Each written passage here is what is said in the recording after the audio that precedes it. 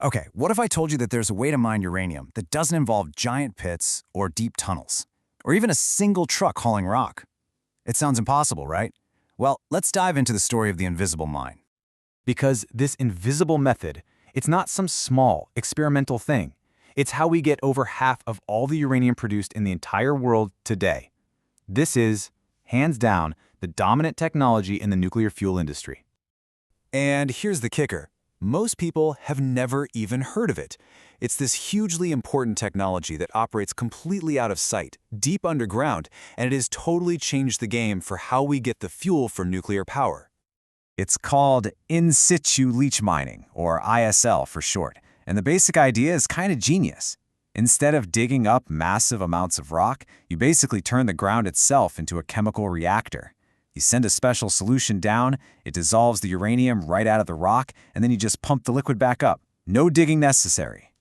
So here's a look at how that actually works. You see these wells? Operators drill a whole pattern of them deep into an aquifer that happens to contain uranium. They pump a liquid solution down through those injection wells. It flows through the ore, dissolving the uranium as it goes, and then they suck that now uranium-rich fluid right back up through the extraction wells. The entire mine is operating inside that underground water system. Now, you can't just do this anywhere. The geology has to be just right. You need rock that's porous, something like sandstone. Think of it like a sponge made of stone. That's what allows the solution to actually flow through the ground and get to the uranium. That permeability, it's everything. So you can really boil the whole process down to 4 main steps. First, you inject that chemical solution. Second, you give it time to dissolve the uranium that's locked inside the rock. Third, you pump that liquid, which is now full of uranium, back to the surface. And finally, you process that fluid to create what's called yellow cake. That's the stuff that eventually becomes fuel for nuclear reactors. And that chemical solution, that leaching solution, it really comes in 2 main flavors. You've got acid leaching, which uses sulfuric acid. That's what they mostly use in Kazakhstan, which is the world's biggest producer. Then you have alkaline leaching, which uses a milder mix of oxygen and bicarbonate. That's more common in places like the US and Australia. The choice really just depends on the specific chemistry of the rock you're dealing with. So why did this method completely take over? Well, you guessed it, money. The economics are just staggering. Just to get a mine started, the upfront capital costs for ISL are 30 to 50% lower than a conventional mine. I mean, think about it. You're not buying a fleet of giant trucks or digging massive pits. You're basically just drilling wells. And the savings just keep coming. Your day-to-day operating costs are 40 to 60% cheaper. There's no drilling, no blasting, no hauling tons and tons of waste rock. You're really just running pumps. That incredible economic advantage is exactly why ISL has completely reshaped the uranium industry. And if you want to see just how big of an impact this has had, just look at Kazakhstan. Using almost nothing but ISL mining, this one single country produced over 40% of the entire world's uranium in 2023. That is just total dominance. But this incredible efficiency, it comes with a catch. And this is the critical point. This is where the story takes a turn. You're not mining near the water. You are mining inside the water system. The aquifer, the source of groundwater, literally becomes the mine. And that forces us to ask a really tough question.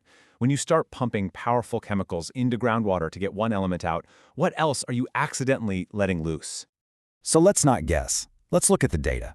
A major study back in 2011 looked at ISL operations in Wyoming, and what they found in the monitoring wells during the mining process is pretty sobering. They found arsenic concentrations that shot up to over 300 micrograms per liter. Okay, but what does a number like that actually mean in the real world? It means the water had arsenic levels 30 times higher than the absolute maximum that the EPA considers safe for drinking water. So the very same chemical process that was so good at liberating uranium was also liberating dangerous stuff like arsenic directly into the groundwater. And it wasn't just arsenic. That chemical reaction is messy. It also mobilizes other heavy metals, like selenium and molybdenum, and even radioactive elements like radium-226, all of which were previously locked up safely inside the rock formation. Now, the industry's promise is that they can clean all of this up. The regulations require them to restore the aquifer back to its original condition before they started mining. So how many US mining sites have actually done that successfully? The answer is this number, 0. That's right. According to a major review of the industry, not a single ISL operation in the United States has ever managed to return the groundwater to its original, baseline quality. The promise of a full cleanup has, to date, proven to be an empty one. And this really gets us to the core conflict here, the ISL paradox. On the one hand, you have this brilliant, efficient technology. It's cheaper, it's faster, it has a tiny footprint on the surface, and it lets us get uranium that would be impossible to mine any other way. But on the other hand, you have this massive risk of groundwater contamination, a track record that shows restoration doesn't work, and the potential for long-term impacts that could last for hundreds of years.